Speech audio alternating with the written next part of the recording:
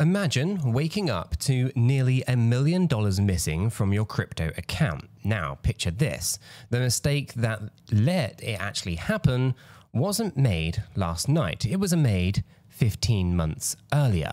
Crazy, right? Well, this actually happened, and the way that it went down left me so unsettled that I had to double check my own crypto wallet after. Now, I was sipping my morning coffee, scrolling through crypto news like I always do, when I nearly did a spit take. The headline practically screamed at me. Someone lost $908,000 in a single crypto scam. And get this, the trap was set 458 days before the money vanished. Now I'm thinking, hold on. How does a scam wait for over a year to pounce? My curiosity, of course, goes through the roof. I had to find out exactly what happened, because if some sneaky trick can quietly sit in a wallet for over a year, what's hiding in my wallet and yours? You know? And if you're into crypto or even just crypto curious, this is the kind of story that's going to make your stomach drop. It made me wonder, could any of us have a ticking time bomb in our accounts without even realizing it? And so I decided to play detective. I dug into the on-chain clues, the security reports, and the cautionary tale behind this incident. What I found was part thriller, part horror story, and honestly, you know, it was awful, but it's also a lesson that every crypto beginner, heck, even veterans need to hear. So by the end of this story, you're going to know how one incident, at least innocent click, turned into a $908,000 disaster 15 months later. And more importantly, how to protect yourself from the very same fate. So buckle up, because this wild ride starts in April of last year. All right. Flashback to April 30th, 2024. Imagine our unsuspecting crypto user. Let's call him Dave. And he's online. Maybe it's late at night, chasing the next big thing. Now, Dave stumbles upon a website promising something shiny, perhaps a new token airdrop or an exclusive NFT giveaway. Something that just smells like opportunity. Now, the site says, just connect your wallet to claim your free rewards. Dave thinks, score, free crypto. So he connects his Ethereum wallet, probably through MetaMask or a similar app. And the site asks him to sign a transaction. Now, Dave's done this before on legit sites, so he clicks approve without too much thought about it. Little did he know that he just handed a digital blank check to a scammer. See, what Dave actually signed was an ERC20 token approval. Now, if you're new to Ethereum, think of an ERC20 approval like giving someone permission to spend money from your wallet. It's a common step when using DeFi applications. So it's kind of like when you use Uniswap or another exchange, right? You often have to approve the token first so that the smart contract can trade it for you. Kind of like giving the waiter your credit card at a restaurant. You're saying, here is my card. You can charge it X on it. Except in crypto, sometimes that X isn't a specific number.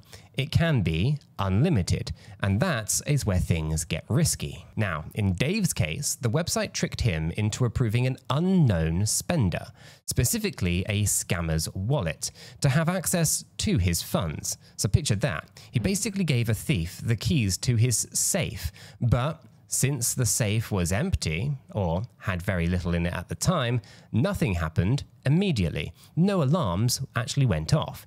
Dave probably forgot about the whole thing and went on with his life, not realizing that he had just invited a cybercriminal to come back later and help themselves. Now, here is where detail that kind of makes your skin crawl. The scammer's wallet address was something like 0x67E5. You know how crypto addresses are long and kind of gibberish, right? But this wasn't any random address. It was actually linked to a notorious entity known as pink-drainer.eth. Now, if that sounds ominous, it's because it is. Now, pink-drainer is basically known, at least is a basically known scammer or a group of potential scammers who have drained funds from wallets before. Now, I don't know about you, but the name makes the image of some sort of evil cartoon villain, right? Except this one is rather real. And Dave unknowingly gave pink-drainer an all-access pass to his wallet. So, after April of 2024, the trap is set. The scammers got permission in hand, but they don't strike right away. Oh no, they're patient, really, really patient. Months go by, and during this time, Dave's wallet is pretty quiet. Maybe he had a few $100 in there, maybe nothing much at all. And if you're a thief with a golden ticket, let's say you steal money from someone, you're not going to waste it on a kind of chump change wallet like that. You're going to wait for the big score. So it's kind of like phishing, right? You don't reel in the line until you feel a heavy tug. Now you can fast forward to July 2nd of 2025. Over a year since that suspicious approval, right? Life is good. Summer's in full swing. And by now, I bet Dave completely forgot that he even clicked that shady link. Now maybe he's been using other wallets or took a break from crypto, who knows? But on this day, for whatever reason, he decided to use that same wallet again. The one with the kind of ticking time bomb attached. And oh boy, does he use it. Around 8:41 p.m. UTC, Dave transfers about $762,000 of USDC into this wallet. And yes, you heard that right, $762,000, give or take. Now it took, it could be from selling something, or maybe he's just moving funds from a second account. We do not really know where it came from, outside of this one wallet thing, maybe a MetaMask controlled wallet. Now, USDC, for those who don't know, is a stablecoin, basically digital dollars, right? So that's kind of like moving $750,000 of actual dollars. And Dave isn't done. 10 minutes later, he moves another $146,000 or so in USDC into the very same wallet. Now, this second transfer comes from his account on Kraken, a well-known crypto exchange. Side note, I actually use Kraken Pro's version, myself for some of my own trades. It's kind of one of the exchanges that I actually trust. Full disclosure, of course, I'll put an affiliate link in the description if you want to check it out. If you use it, it helps the channel, at no extra cost to yourself. Anyway, now, this once empty wallet is now pretty flush, right, with roughly $908,000 in USDC. This is some serious money. I don't care about you or who you are really, but $908,000 is, to many, life-changing money. So at this point in the story, my jaw is officially on the floor for Dave, because I know something he doesn't. Remember the phantom approval from 458 days ago? Yeah, that Grim Reaper is still lurking, unseen.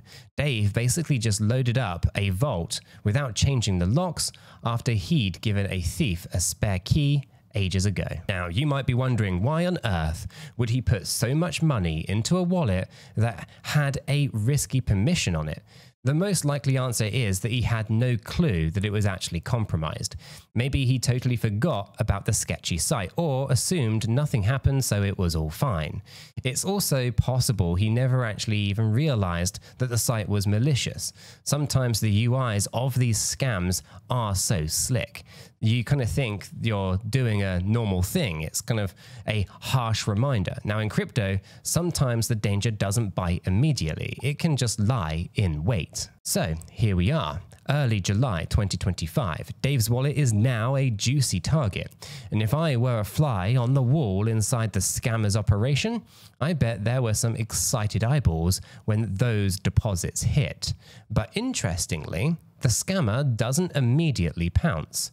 And this is one of the parts that I find equal parts fascinating and also chilling. They waited. They waited for a whole month. They just watched and waited. Maybe checking it every day, maybe setting up an alert for any changes. Now, I imagine that they were thinking, could there be more coming? Is the guy going to deposit a full million, 2 million maybe? Let's see how fat this goose gets. Because from the scammer's perspective, once they pull the trigger and drain the wallet, the game is up. They get only one shot at the prize. So they kind of bide their time for a little bit longer, ensuring that when they strike, it's truly worth it. Now, during this waiting period, nothing happens on the surface. Dave's going about his summer completely oblivious. For all we know, he might have been planning to use that money to buy into a new investment, or perhaps he moved it there to send to someone or to another account and just hadn't completed the process. The reasons don't really matter at this point. What matters is that the money stayed there and the clock was ticking. Now comes the moment of truth. It's the dawn of August 2nd, 2025, specifically around 4:57 a.m. UTC. So depending on your time zone, it's the dead of night or the wee hours of the morning. Now, Dave is probably asleep, and if not, he's definitely not watching his wallet at the exact minute. But someone else is very much awake. That's our scammer. This is it. They see their window. With a single transaction, just one, the scammer finally springs the trap that was set up 458 days ago. They invoke that permission that Dave unknowingly granted and drained everything. I mean everything. Approximately $908,551 worth of USDC is yanked out of Dave's wallet and instantly siphoned into the scammer's own address. That 𝗗𝗶𝘀𝗰𝗍𝗋. I can picture it like a kind of trapdoor opening underneath Dave's money, and it just free falls into the abyss. So in a blink of an eye, $908,000 is gone, vanished. And Dave's poor, or at least Dave, the poor guy, is probably still fast asleep. And I don't know exactly how or when he even realized what had happened, but I can imagine a scenario. He wakes up, maybe gets a notification, or he goes to check something on his wallet and he's greeted with a big fat $0 balance, or something much smaller than it actually should be. Cue the kind of sinking feeling in his stomach. Cue the frantic what the heck moment when he checks transactions to see one that he doesn't recognize, to a wallet address that he has never seen. Now, before I continue, I have to remind everyone of something super important, and it might just shock you, but I'm not a financial advisor, and nothing in this video is financial advice. Cryptocurrencies are highly volatile, and you could lose all of the money that you invest. It's always important to do your own research and consult a qualified professional. After all, your investments are entirely your responsibility, and you should know that nothing is ever guaranteed when it comes to investing. Neither I, this channel, nor YouTube are liable for any losses, and this video is for entertainment and educational purposes only. All right, let's take a bit of a breather. That was a bit to kind of get through. It's stories like this that kind of give me chills, and also a reality check as well. Now, if you're new to crypto, you might be thinking, how is that even possible? How can someone just pull money out of your wallet without your password or your private keys? It's those kind of approvals that I mentioned earlier, right? They're like silent backdoors. Now, Dave basically gave a scammer a permission slip to collect funds from him and never actually revoked it. It's not a hack in the sense of breaking a password. It's more like a booby trap. It's armed, he armed himself without even realizing it, right? And the scammer just waited until there was something valuable to actually take. Now, the crazy part is that this isn't some isolated one-in-a-million thing. It's actually a lot more common than you would actually think. There's an anti-scam service called Scam Sniffer that actually flagged this particular incident. They pointed it out on X, saying, hey, look, this guy got drained after 458 days from approving a malicious token, and they used it as a PSA. They literally said, regularly review and revoke old approvals, right? Then they actually so right? They are so right here. I mean, when was the last time that you went through all of the dApps and the sites that are connected to your wallet to check what permission you've actually given them? For most people, the answer is never, or maybe once in a blue moon. And I kind of get it. Right? We set it and we forget it. But as we see, that came back to bite hard. Now, thankfully, there are a lot of tools out there to help you with this, right? One, or at least the Scam Sniffer and others that others kind of recommend is the Etherscan token approval checker. Right? Etherscan, if you don't know, is like the public ledger interface for Ethereum. You can see all your transactions there, the token balances, and yes, your token approvals. Right? They have a page where you can connect your wallet safely, and it kind of shows every connected address that has permission to spend tokens on your wallet. Now, at first, at least the first time that I used it, it was kind of like opening up a junk drawer of my crypto life. I saw permissions that I'd totally forgotten about from DeFi apps that I used just the once, meme coin projects that I aped into and out of, some random NFT marketplaces, you kind of name it. Right? Most were probably harmless, or at least from legit platforms. But I was like, why should Uniswap still have approval to spend X, Y, and Z tokens when I'm not actively trading it? So I spent a bit of time hitting revoke on a bunch of them, right? Each revocation is a transaction that costs a little bit of gas, mind you, nothing too crazy at the moment, maybe a few bucks depending on Ethereum's gas fees. Honestly, it's a small price to pay for peace of mind.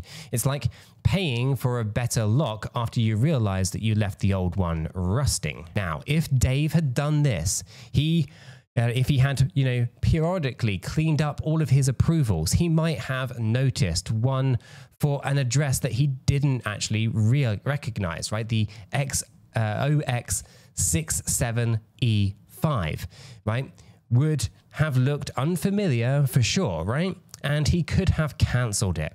Hindsight is 2020 though. It's easy to say shoulda, woulda, coulda. Now, before I scare everyone into thinking crypto is just lurking with hidden traps, I mean, it kind of is, but there are ways to be safe. I want to zoom out for just a second. The truth is, the crypto world is dealing with a wave of scams and hacks lately. In fact, in just the month of July, over $142 million was stolen across at least 17 different hacks and exploits. And yeah, over $100 million in a month. Just let that sink in. Now, one of the biggest was an attack on a crypto exchange called CoinDCX. And those are just the ones that we know about publicly. There was even crazy stuff like a $3.5 billion Bitcoin heist from 2020 that investigators only recently uncovered. So that's thanks to some of these blockchain analytics kind of sleuthing, right? Now, imagine someone got away with billions and it took years for anyone to even piece it together. Right? So these really bad actors can be extremely sophisticated and patient. It's not just about $50 phishing scams in your emails anymore, though they still do exist too.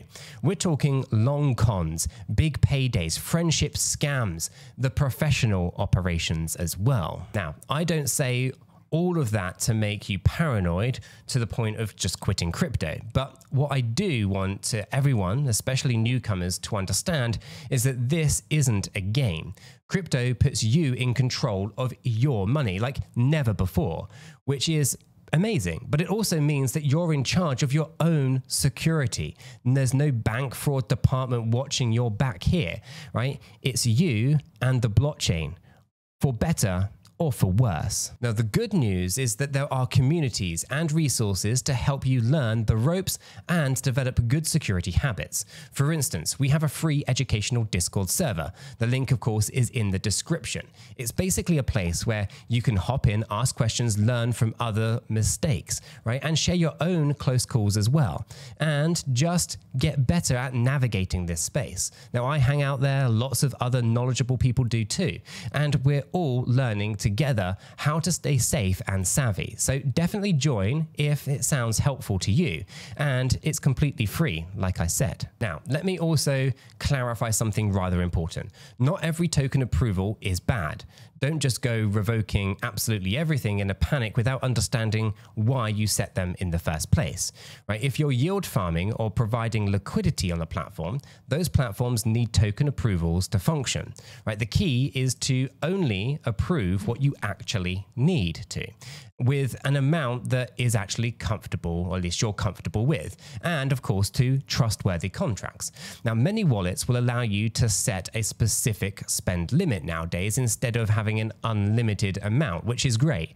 Now, if a dApp asks for an unlimited access, you can often manually input a smaller number, just enough for your intended transaction. It's a bit more hassle, but it is completely worth it. Now, personally, after hearing about Dave's $908,000 loss, I did an audit of my own wallet, right? And I'll admit, I found a couple of approvals I wasn't too happy about.